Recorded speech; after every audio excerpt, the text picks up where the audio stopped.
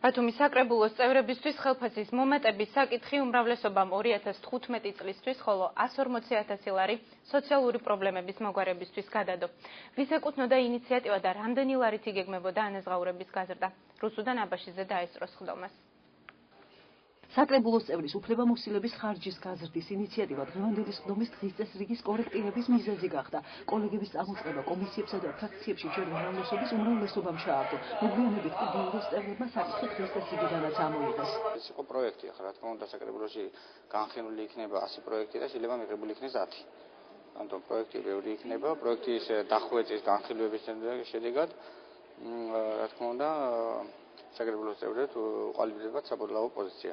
საკრებულოს წევრებმა ხელფასის მატებაზე უარი დღეს ერთსრულოვნად განაცხადეს, თუმცა არგუმენტები განსხვავებული ჰქონდათ. მოგეხსენებათ, რიგი პრობლემები არის, ტიკით დაზარალებული ადამიანები არის და ჩვენ ვფიქრობთ, რომ უფრო 2015-ისათვის გადავიტანოთ ეს საკითხი. ჩვენ ფრაქციაშიც ჰქონდა ამ თემაზე საუბარი და ფრაქციამ ერთმანეთს დაუჭირა მხარი ამ საკითხის ამოღებას. სადეპუტატო ანაზღაურების საკითხის დღის წესრიგიდან ამოღებას მხარი დაუჭირა ფრაქცია ნაციონალური მოძრაობის წევრებმაც.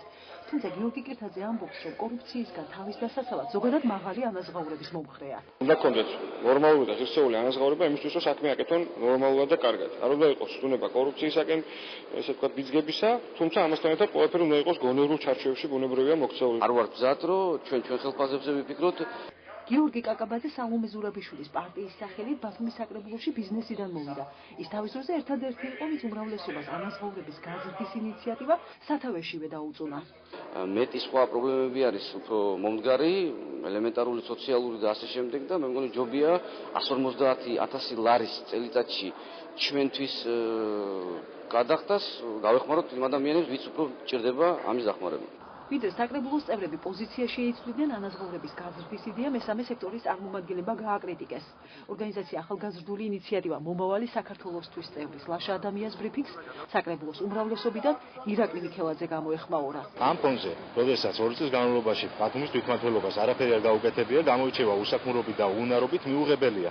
ჯობია მოსახლეობას დაანახონ აქტიური ქმედებები, იმუშაონ ქალაქის გადასარჩენად. სამოქმედო ტერიტორია, რომელზეც მოქმედებდნენ მაჟორიტარი დეპუტატები ან სხვა დეპუტატები, არის ძალიან გაზრდილი. სწორედ აქედან გამომდინარე, საკრებულომ დაუშვა ფიქრის უფლება საკუთარ თავს იმასთან დაკავშირებით, რომ იქნებ გაგვეზარდა ეს ხარჯები. მიუხედავად იმისა, რომ დეპუტატებს წელს ხელფასი არ გაეზრდება, საკრებულოს უმრავლესობაში განმარტავენ, რომ უკან დახევა დროებითია. უფლებამოსილების ხარჯის 1000-დან 1500 ლარამდე გაზრდას საკრებულოს წევრები მომავალი წლიდან გეგმავენ.